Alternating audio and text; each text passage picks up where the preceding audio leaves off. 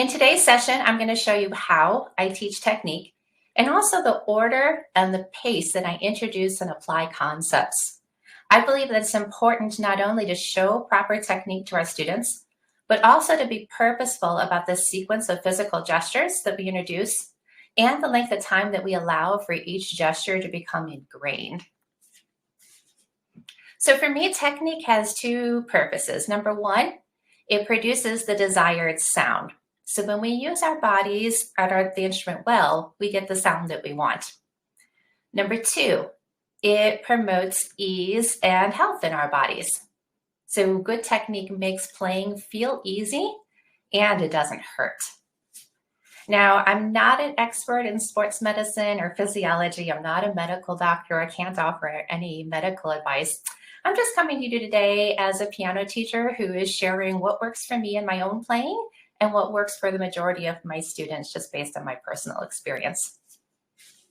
So before we dive into these gestures, let's begin with some overarching ideas that can be applied when you're teaching any technique. I'm going to call these our 5 pro tips.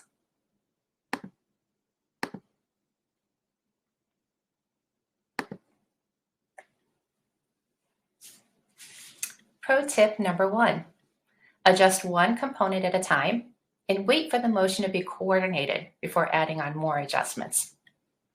So we don't have to fix everything at once. And in fact, trying to fix everything at once can feel overwhelming for the student and actually can lead to some undue tension, which we just don't want.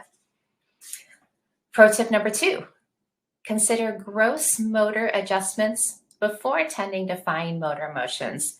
Now, this has to do with the sequencing of your adjustments, and it's not a hard and fast rule, but just in general, if I see something going on and I see there's a problem with the shoulder and at the wrist and maybe in this first joint of the finger, well, I'm much more inclined to start with addressing the bigger things, the shoulder and the wrist, before I get into this fine motor part of what's going on with the finger. Pro tip number 3, use error detection when modeling to highlight desired changes.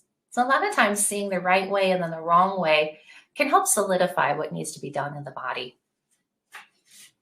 Pro tip number 4, have the tempo fit the gesture.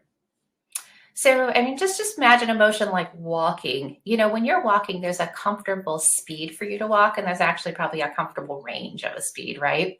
But then you can start walking so fast that all of a sudden walking feels awkward and uncomfortable, and maybe it's not the best choice. At some point, you might as well just break out into a run.